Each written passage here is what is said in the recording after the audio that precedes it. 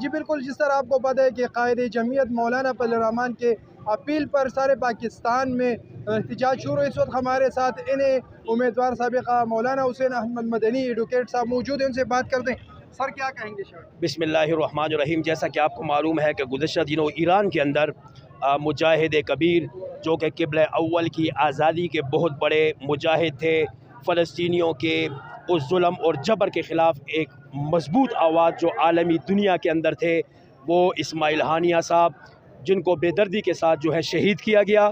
آج جمعیت علماء اسلام ضلع پشاور کی سڑکوں پہ نکل کر، بلکہ مولانا فضل الرحمان صاحب کی اپیل پر پورے پاکستان میں آج ہمارے ورکرز، آج ہمارے قائدین میدان میں ہیں، اور آج ہم پیغام دینا چاہتے ہیں کہ اسماعیل ہانیہ کی شہادت کے بعد آزادی کی تحریک کا یہ مشن ختم ہونے والا نہیں۔ آج اگر ایک اسماعیل ہانیہ دنیا سے گئے ہیں، ہزاروں پیدا ہوں گے۔ مومن موجود ہیں، مسلمان موجود ہیں، قبلہ اول کی آزادی کے محافظ پوری دنیا میں موجود ہیں۔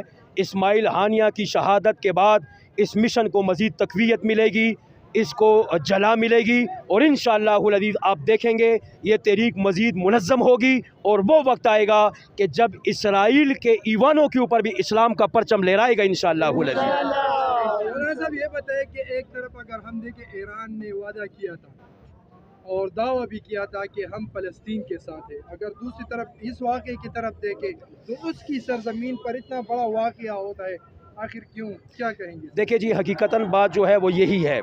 اگر آپ ایران کی تاریخ کو دیکھیں تو ایران کی تاریخ جو ہے ایسے واقعات سے بھری پڑی ہے۔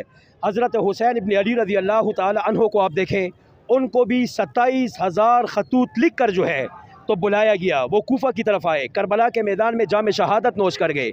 آج اسماعیل ہانیہ صاحب جو ہیں ایران مہمان اور اسٹیٹ کے مہمان کے طور پر وہ تشریف لائے ہیں۔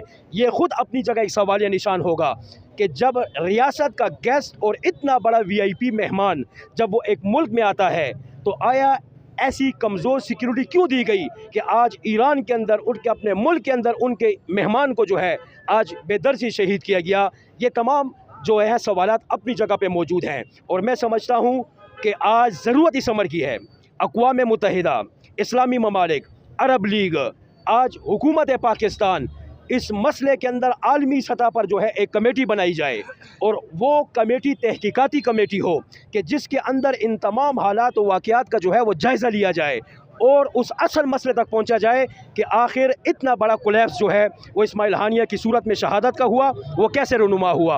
اور دوسری بات یہ کہ آج اس جد و جہد جو آج مومن مسلمان کر رہے ہیں، اس جد و جہد، اس احتجاج کی بنیاد پر آج عالمی دنیا کو کردار ادا کرنا چاہیے تاکہ اسماعیل ہانیہ کے قاتلوں کو گرفتار کر کے قرار واقعی سزا دی جائے۔ شکریہ جی۔